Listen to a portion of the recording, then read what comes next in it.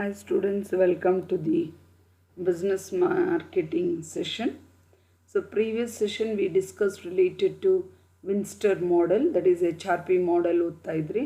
So today in this session we are going to discuss related to Shet model of business buyer behavior. So ನಿಮ್ಗೆ ಎರಡೇ model ಇರೋದು.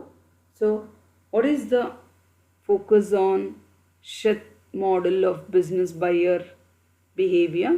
So this model was developed mainly by Shet model, that is in the year 1973. So this model, it will be telling us how the decisions making will be done mainly by two or more individual by keeping the behavior, that is psychological aspects of each and everybody and how they are going to take the decision making. ಅಂದರೆ ಗ್ರೂಪಲ್ಲಿ ಇರುವಂಥದ್ದನ್ನು ಎಲ್ಲರ decisions ತಗೊಂಡು ಯಾವ ಥರ buying decisions ತಗೊಳ್ತಾರೆ ಅನ್ನೋದನ್ನ we are going to learn in this. Generally this model, it is going to include three components, where along with that even you have your situation factor also, which will be helping how you can choose the supplier mainly for the product or any brand that you are going to purchase.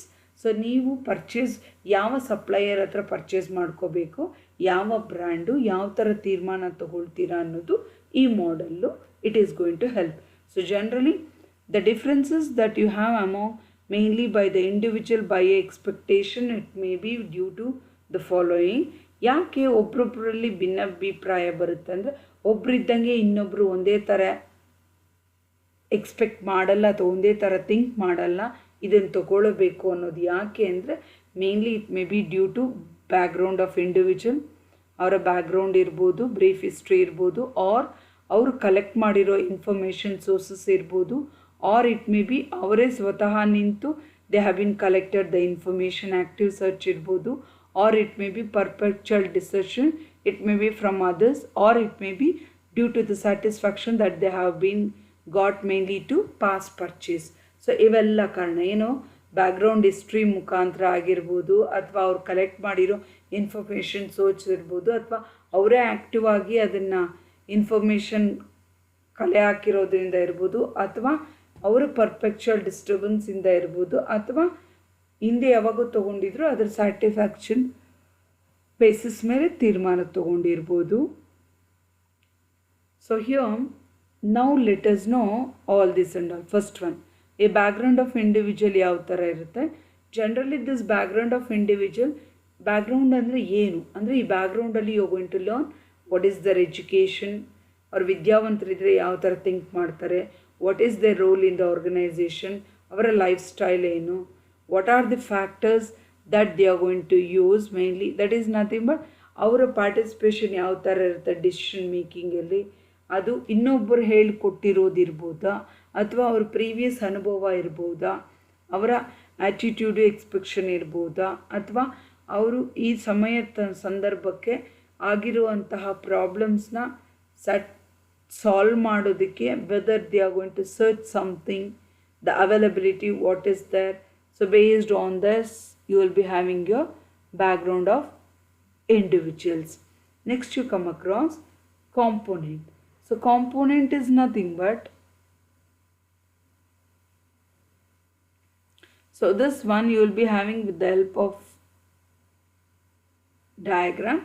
First one, component 1, component 2, component 3, situation factor, that is under this.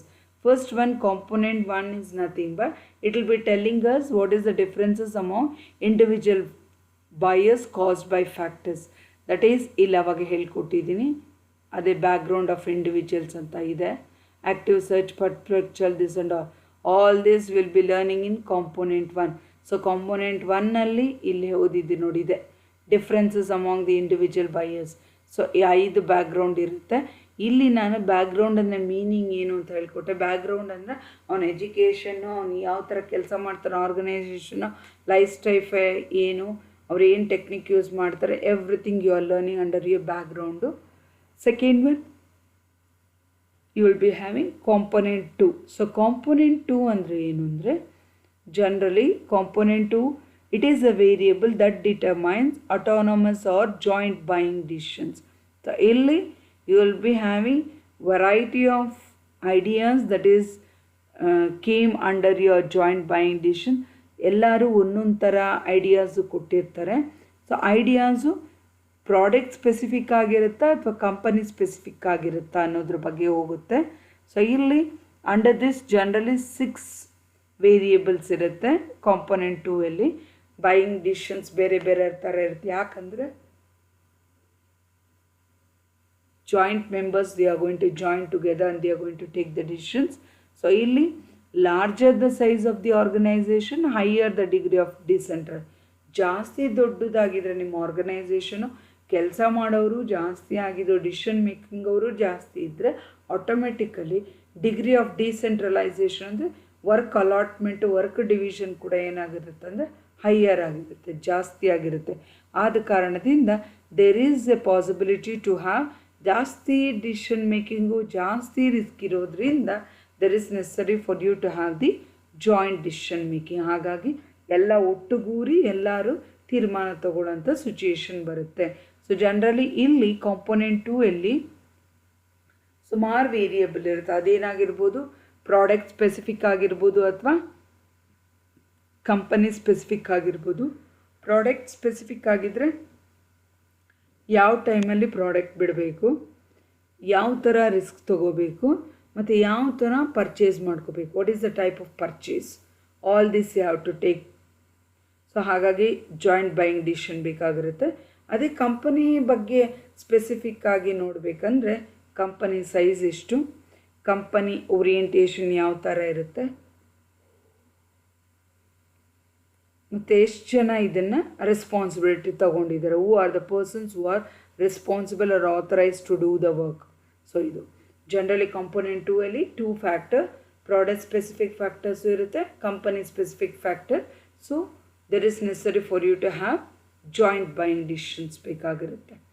Next third component you have, that is the methods that you are going to use mainly to solve the problems. So solve problems ಮಾಡೋದಕ್ಕೆ generally you are going to use the third component. ಹಾಗಾಗಿ joint decision making ಬೇಕಾಗುತ್ತೆ. Joint decision making ಯಾಕೆ ಬೇಕಾಗುತ್ತೆ ಅಂದರೆ because ಈ model it will be telling us anything there is a conflicts, differences ಏನಾನ, ಭಿನ್ನಾಭಿಪ್ರಾಯ, misunderstanding if it is taking place no, then there is necessary for you to have your joint decision process. So joint decision ಪ್ರೋಸೆಸ್ಸಲ್ಲಿ ಯಾವಾಗ ಬೇಕಂದರೆ problem ಏನಾನ ಸಮಸ್ಯೆ ಇದ್ದಾಗ among the employees there is necessary for you to have A agreement use ಮಾಡ್ಕೊಳ್ತೀರಾ organise. ಯಾಕಂದರೆ because ಯಾರೇ ಕೆಲಸ ಮಾಡಿದ್ರೆ they should have a good opinion. So ಕೆಲಸ ಮಾಡಾದ್ಮೇಲೆ they should not have any bad opinion. ಹಾಗಾಗಿ ಒಳ್ಳೆ ಅಂಡರ್ಸ್ಟ್ಯಾಂಡಿಂಗ್ ಮಾಡಿ ಅವ್ರು ಮಾಡುವಂಥ ಕೆಲಸ only you are going to do mainly for the problem solving only. So there you can have your political, that is politicking ಆಗಿರ್ಬೋದು, bargaining ಆಗಿರ್ಬೋದು, position ಆಗಿರ್ಬೋದು, ಏನಕ್ಕೆ ನೀನು ಪ್ರೈಸ್ನ ಜಾಸ್ತಿ ಮಾಡ್ತಾ ಇದೆಯಾ ಅಥವಾ ಯಾಕೆ ನೀನು ಆ ಸ್ಟೈಲ್ ಯೂಸ್ ಮಾಡ್ತೀಯಾ, ಡಿಸಿಷನ್ ಯಾಕೆ ನಿನ್ನ ಟ್ರಿಕ್ಸ್ ಮಾತ್ರ ಯೂಸ್ ಮಾಡ್ತೀಯಾ, ಬೇರೆಯವ್ರನ್ನ ನೀನು ಪರಿಗಣಿಸ್ತಾ ಇಲ್ಲ. For each and everything you have to give the reason. For that one problem solving ಇದ್ದರೆ ಅಗ್ರಿಮೆಂಟ್ ಬೇಕಾಗಿರುತ್ತೆ. ಬಾರ್ಗೇನಿಂಗು ಅಥವಾ ನಮ್ಮ ಡಿಸಿಷನ್ ಮೇಕಿಂಗಲ್ಲಿ ಡಿಫ್ರೆಂಟ್ ಸ್ಟೈಲ್ಸು, ಪಾಲಿಟಿಕ್ಸ್ ಏನಾನ ಯೂಸ್ ಮಾಡೋಂಗಿದ್ರೆ ಅಲ್ಲಿ ಅಗ್ರಿಮೆಂಟ್, ಒಪ್ಪಂದ ಏನು ಬೇಕಾಗಿರಲ್ಲ.